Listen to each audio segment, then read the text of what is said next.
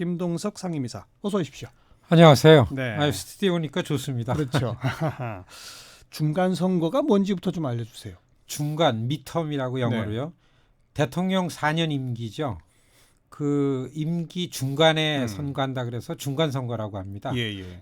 미국의 선거의 중심은 하원 정치입니다. 하원의 임기가 2년이고 하원 의원은 2년입니다. 상원은 6년이고 그러니까 2년마다 미국 정치의 중심인 하원이 다 선거를 치르는 거죠. 435명이 2년마다 선거를 치르니까 미국의 정치를 리드하는 하원들이 철저하게 시민의 뜻에 따르지 않으면 안 된다. 이게 좀 그 좋은 점이 있지 않을까 이렇게 보여집니다. 그리고 임기가 끝나는 100명의 상원 중에 대개 2년 임기로다 3분의 1씩 갑니다. 3분의 1씩. 예, 그래서 요번에 상원은 6년이니까. 그렇죠. 그런데 3분의 1씩 교체를 하는 게 중간 선거 때 한다. 그렇죠. 그래서 이번에 선거가 알겠어요. 하원 다 갈고 상원 35명이 임기가 끝나서 선거를 하고요.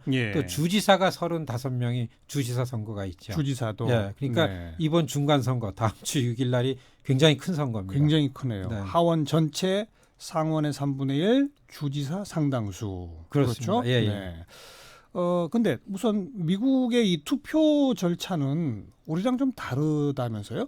시민권을 갖고 있는 사람들이 자동으로 투표권이 생기는 게 아니라 자기가 뭐 등록을 해야 된다면서요? 미국에서 투표를 하려면은 상당한 의지를 가져야 됩니다. 어떤 의지요? 이를테면은 미국에는 사람이 이 신분이 여러 종류가 있죠. 신분 없이 있는 사람들이 있죠. 우선 불법 체류자. 지금은 그게 이제 서류 미비 불법 체류자가 있고, 두 번째는 미국의 시민이 될 때까지는 여러 가지 훈련을 하라라는 그런 기간이 있는 영주권자가 있습니다. 합법적으로 미국에 와서 영구히 살 수는 있지만은 미국에서 시민으로 다 책임을 져주려면은 일정의 미국 시민의 요건을 갖추는 훈련 기간이 5년이죠. 그러니까 영주권자가 있고, 그다음에 이제 시민이 되면 시민권자가 있습니다. 투표를 하려면 이렇게 시민권자가 투표를 하겠다고 의지를 가지고 자기가 사는 곳에 선관위에 가서 투표권자라고 신분을 밝히면서 등록을 해야 됩니다. 일일이 자기가 직접? 그렇습니다. 이사 가면 또 이사 가면 자기 새로 이사간 지역에서 등록을 해야만 그 지역에서 그 투표를 하게 되고. 물론 인터넷 등록도 되겠죠? 인터넷 등록이 되는 데가 있고 안 되는 데가 있고. 그래요? 그렇습니다. 그럼 진짜 의지를 갖고 직접 찾아가서 투표권 등록을 해야만 투표할 권리가 생긴다. 그렇습니다. 그러니까 그리고 미국을 이 중심에서 그 이끌고 갔던 백인 주류들이 소수계들이 투표하는 게 마땅치 않습니다. 그래서 이 복잡한 절차를 그냥 두는군요. 그래서 미국의 근현대사를 보면은 일반 정치, 사회, 경제 부분이 좀 열린 사회가 돼가는 과정 속에서는 항상 이 소수계들, 유색 인종들의 참정권 투쟁이라는 것이 기저에 있는 거죠.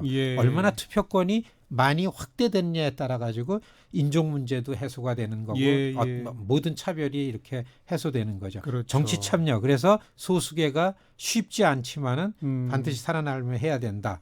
저희가 그런 활동을 하고 있습니다. 그러니까 김동석 상임이사가 이끌고 있는 뉴욕 시민참여센터도 뉴욕에 사는 우리 한인들이요, 투표권 등록 좀 합시다. 그거 아니겠습니까? 그렇습니다. 지금 전국적으로. 그렇죠. 그러면 미국 전체 시민권자 중에서 투표권 등록을 한 사람은 몇 퍼센트 정도나 되는지요?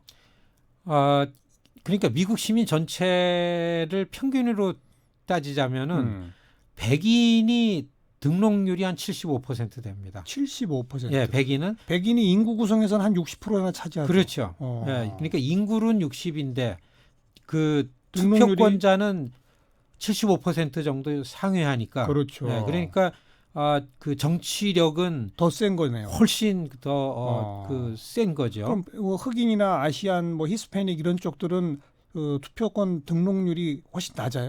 인종별로 보면은 흑인이 백인보다 좀 낮지만은 등록률, 유권자 인구에 비해서 유권자 수가 한 65% 되죠. 흑인이. 그다음에 히스패닉은 인구는 흑인보다 훨씬 많은데 등록률이 떨어집니다. 한 절반 조금 넘게 보는 게 맞습니다. 50%밖에 안 된다. 아시안이 히스패닉 비슷한 등록률을 갖고 있습니다. 그래요. 그러니까 선거 때마다 백인의 파워가 결국은 절대적이다 이거로군요. 그렇죠. 사실 그래서 지금 미국의 중간 선거를 옳게 보는 전제도 이런 인구 구성비에 대한 유권자의 수를 놓고 봐야 되죠. 그것까지 놓고 봐야죠. 그렇죠. 그러니까 네. 미국은 백인과 비백인이 있고 알겠어요. 4분의 1의 비백인 중에서 히스패닉이 제일 많고 그다음에 블랙이고 예. 그다음에 아시안인데 예. 투표권으로 보면은 인구가 좀 딸리지만은 블랙이 훨씬 세다. 그래서 이제 흑인들의 파워가 정치적으로다가는 히스패닉보다 인구가 적지만 크다. 네. 이렇게 보고 투표율까지 보면은 등록률과 투표율까지 보면은 백인이 훨씬 높으니까 그렇죠. 아직 미국의 정치는 백인이 좌지우지한다. 네. 이렇게 보는 게 맞다고 봅니다. 지금 현재는 상원, 하원 다 공화당이 다수당이죠. 그렇습니다. 예, 예. 다수당인데도 뭐 그 하원에서는 거의 한 45석 이상으로 격차가 격차가 예. 나고 상원은 2석 차이입니다. 예. 49대 51이고 예. 그렇습니다. 그런데 중간 선거는 항상 집권당이 진다면서요? 매번 그랬습니까? 미국의 일반적인 유권자들은 대통령이 그 집권을 하게 되면은 2년 동안 대통령을 보면서 대통령에 대한 평가를 하는 표심입니다. 중간 평가죠. 예. 그러니까. 그리고 첫 2년도에 대통령이 아무리 잘한다 하더라도 좀 약간 책임 있게 생각하는 유권자들은 특히 다수 백인 유권자들은 중간 선거 때는 거의 다 야당에다 하원 선거는 찍는다 해도 틀린 말이 아니다. 이렇게 보는 게 맞습니다. 그렇죠. 예, 저도 당장 오랫동안 중간 선거 때는 꼭 야당에다 표를 찍는 그런 습관이 들 정도였어요. 그러면 11월 6일 선거 결과 현지에서의 예측은 민주당 승리입니까? 상하원 모두? 그러니까 민주당이 하원은 민주당이 그 다수당이 되는 게 맞고요. 지금 그렇게 분석이 나오고 있고 예. 상원은 공화당이 다수당을 유지하는데 오히려 한 석 내지 2석을 늘리면서 다수당을 유지한다. 이게 지금 판세입니다. 그건 왜 그렇습니까? 중간 평가가 상원에는 적용이 안 돼요? 이번에 상원 선거가 35명인데 예. 이번에 임기가 끝나는 상원 선거를 하는 상원 중에 25명이 민주당이고 단지 8명이 공화당이니까 공화당은 있는 자체가 이 숫자가 지금 고정이 돼 있으니까 그렇군요. 예, 지금 판세를 보면은 44석이 민주당이 안정이 돼 있고 그다음에 공화당이 있는데 공화당이 50석 있는데 거기서 6개 석을 가지고 서로 이제 접전이거든요. 6개 접전 지역에서 4개가 민주당이고 2개가 공화당이다. 그래서 51 플러스 해가지고 53석으로 다수당 상원을 유지한다. 그러니까 트럼프 대통령이 올 초에 중간선거 시작될 때 하원은 얼마든지 주자. 탄핵은 상원에서 하잖아요. 한국은 헌재에서 하지만. 그렇죠. 그러니까 상원에서 탄핵에 대한 정족수가 3분의 2입니다. 그러니까 38석이나 36석 이상만 확보하면은 나는 재집권하는데 문제가 없다. 이런 생각에 씩씩하게 트럼프 대통령이 얘기했는데 선거에서 상원을 다 진다 하더라도 42석은 그냥 갖고 있죠. 임기가 그러니까 유지되기 탄핵은 때문에. 안 되는 거라고요. 그래서 이번 중간 선거를 트럼프가 공화당의 캠페인을 지휘하면서 진짜 씩씩하고 마음대로 했다. 이렇게 보여지는 게 사실 그런 마지노선 때문에 그렇습니다. 지금 트럼프의 선거 전략은 어떻게 읽혀집니까? 트럼프의 중간 선거 전략은 모든 초점이 재집권 전략에 가 있다고 보는 게 맞습니다. 그래서 2016년도 선거하는 거랑 다름없이 해왔습니다. 트럼프가 잠깐 자기 방식을 놨던 때가 있습니다. 1년 전에 이 법무부 장관이 엘라베마 주에서 상원의원인데 법무부 장관이 임명되니까 공석이 돼가지고 보궐선거를 치렀습니다. 그때 그 선거 직전 한 달 전에 그 흉악한 백악관의 제일 힘이 센 참모가 스티브 버넨이라는 사람이 너무나 이 인기가 떨어지고서 집중 공격을 받기 때문에 아웃을 시켰어요. 이 사람이 나가면서 트럼프 보고서 이분이 트럼프를 대통령으로 만들어준 사람인데 나가면서 그래도 선거는 내 얘기를 듣는 게 좋습니다. 그렇게 나갔지만 트럼프의 사이 쿠시너가 이제는 대통령이 됐으니까 정상적인 방법으로 합시다. 그래서 작년 엘라베마 보궐선거를 트럼프가 공화당 주류들 말을 듣고 치렀습니다. 그러다 졌죠. 그러다가 엘라베마가 어떤 겁니까? 한나라당의 대구 같은 지역인데 100년이 가득은 공화당 지역인데 공화당 쪽 유권자가 반으로 갈라지면서 민주당한테 졌죠. 어. 그때 결심을 한 게 내 방식대로 가야만 되겠다. 예, 그래서 예. 지난 1년 동안 트럼프 대통령이 중간선거 지원 유세 가는 거를 보면요. 절대 대도시에 한 번도 안 갔습니다. 어. 계속해서 자기 지지 기반을 고정시키고 네. 그거를 확산시키고 음. 샤이 트럼프라 그러는 투표율이 높으면은 나 때문에 높다라는 걸 만들기 위해서 자기의 지지 기반을 확산하는 데에 성공했다고 하는 게 선거 일주일 놔두고서 지금 나타나고 있는 걸 보고서 네. 모든 미국의 선거 전문가들이 예. 트럼프가 전략적으로 이번 중간선거 운동을 해왔구나 이렇게 보고 있습니다. 그러면 원래는 하원에서 민주당이 훨씬 더 압승을 해야 되는데 거기까지는 못 가는 정도는 좀 막아내는 겁니까? 트럼프 정부가? 2008년도 오바마 대통령이 굉장히 인기 있게 대통령이 됐습니다. 2년 후에 치룬 중간선거에서 67석을 뺏기면서 공화당이 다수당으로 점령을 했죠. 그러니까 지금 보면은 처음 트럼프 대통령은 인기가 있었습니까? 그러니까 이번 중간선거의 관전 포인트는 얼마나 그 자기 권력을 지키는가였었습니다. 그렇죠. 얼마나 크게 지느냐. 그렇죠, 그렇죠. 그러니까 트럼프에만 집중이 돼 있는데 예. 그러면은 2010년대 이상으로다가 격차를 벌이면서 예. 당연히 트럼프가 하원에서 져야 되는데 음. 지금 선거 4일, 5일 놔두고서 공화당 쪽에서 보는 사람들은 10석 차이가 날까 이렇게 볼 정도로 나왔습니다. 그 정도로요. 그렇죠. 지금 네. 보면은 200석이 이 민주당의 안정석이고 지금 177석이 공화당 안정석에서 34석 갖고 주고 다니는데 네. 22이나 23석이 민주당으로 겨우 더 갖고 가겠다. 그래가지고 한 30석 많게 민주당이 이긴다. 그러면은 트럼프로서는 선방하는 거죠. 대승이죠. 그게 이민자에 대한 강력한 공격 이런 게 먹히는 겁니까? 그게 트럼프 지지 기반에서는 굉장히 먹혔죠. 그래서 최근에 남쪽에서부터 이 피난민 행렬이 올라오는 것처럼 오는 거에 대해서 트럼프 대통령이 너무 씩씩하게 반이민 발언을 했습니다. 네, 예, 네. 이 뭐 방위군까지 내오고 절대 못 들어오겠다 그러고 군 15,000명 뭐 동원한다고. 그렇습니다. 예. 거기다가 더하기 이제는 출생지주의를 안 치겠다. 없앤다. 예, 예. 미국에서 태어났다고 다 시민권 안 준다. 주겠다. 이게 여태까지 트럼프 대통령을 쳐다봤던 절대 다수의 백인 새로 트럼프를 보고 나온 유권자들한테 얼마나 시원한 발언이 되겠습니까? 그러니까 이 트럼프는 한 이슈가 있을 때마다 이거를 네. 가지고 내가 어떻게 해야만 네. 나를 지지한 사람들한테 내가 이렇게 던져주는 말이 될까? 예. 이런 생각에 해왔다고 해도 틀리지 않죠. 이민으로 이루어진 미국이라는 국가의 정체성이 흔들릴 수도 있는데 그런 건 별로 우려 안 하나 보죠.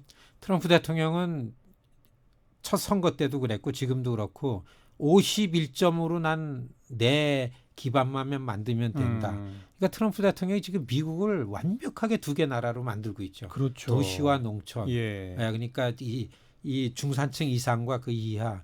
본인은 안 그렇지만은 트럼프 대통령이 되고 나서 트럼프가 대통령이 될 수 있었던 기반은 그동안 숨지기고 있던 인종주의자들이 트럼프를 보고 씩씩하게 나왔습니다. 그렇죠.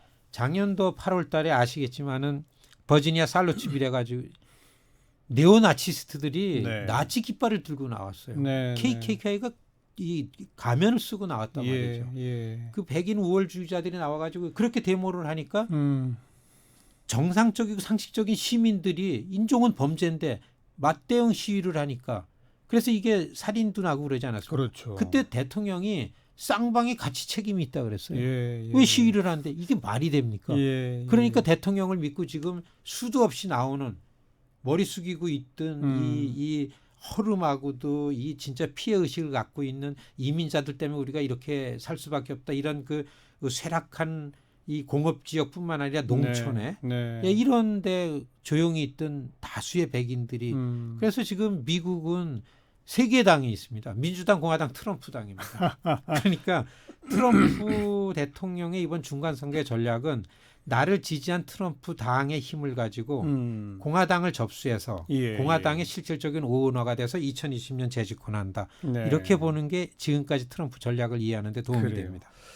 어쨌든 미국을 그렇게 두동강을 내면서라도 트럼프는 참패가 아니라 그나마 선방으로 지금 이제 예상이 된다는 거 아니겠습니까? 그렇게 보이죠. 그렇게 되면 이 북미 협상, 북핵 뭐 이 부분에 있어서 정책의 어떤 변화, 급격한 변화 이런 거는 크게 우려 안 해도 될까요? 어떻게 보세요? 한국의 이제 미디어들 보도를 보면 참 좀 이렇게 갑갑하다 그랬던 게 미국의 정치 특히 선거에 대해서 전망할 때도 자꾸 서울의 눈으로 보니까 이게 좀 잘 못 보게 되는데요. 미국 시민, 미국 유권자의 눈으로 볼 때 트럼프가 북한과 거래하는 거, 그 다음에 트럼프가 밖에 나가서 외교 정책하는 거가 실질적으로 다 미 국내 선거에는 별로 영향이 없습니다. 예.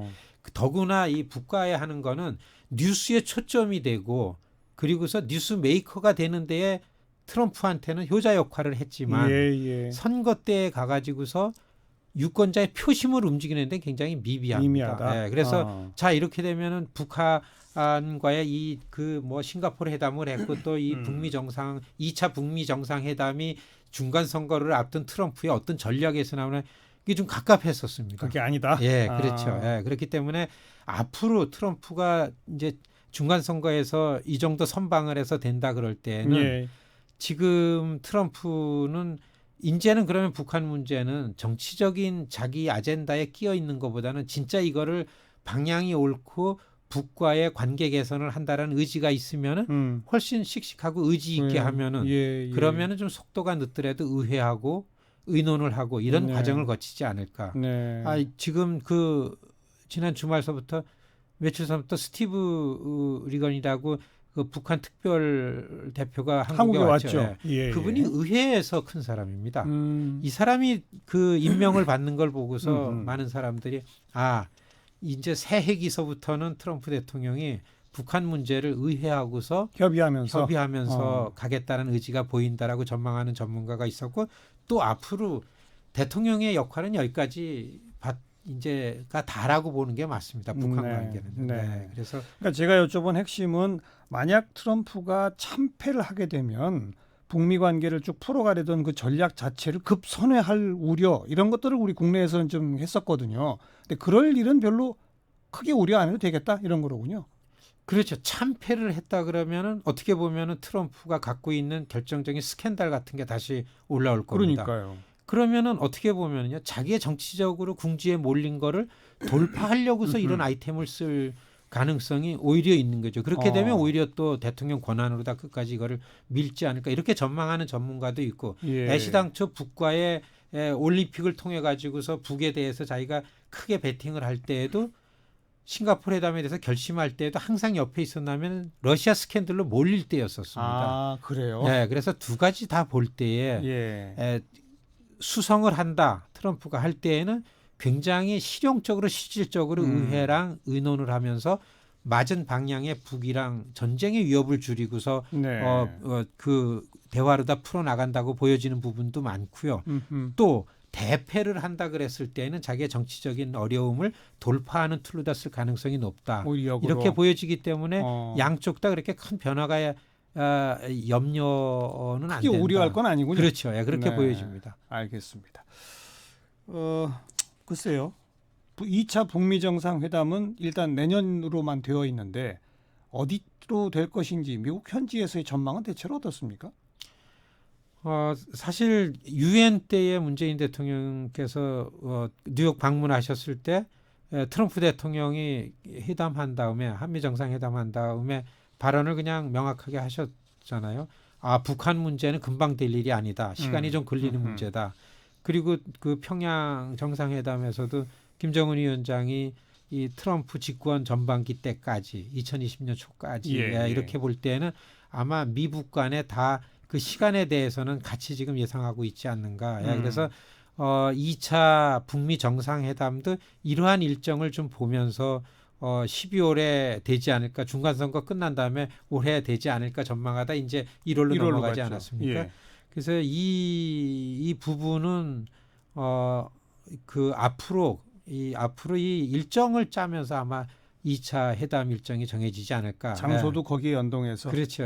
그래서 존 볼튼 최근 보좌관 발언을 보면은 1월 정도에 되지 않을까 그런 뉘앙스 있는 발언이 나온 것 같습니다. 오늘 미국 중간 선거에 대해서 분석도 하고 또 전망도 해봤습니다. 뉴욕 시민참여센터의 김동석 상임이사 오늘 고맙습니다. 네, 고맙습니다.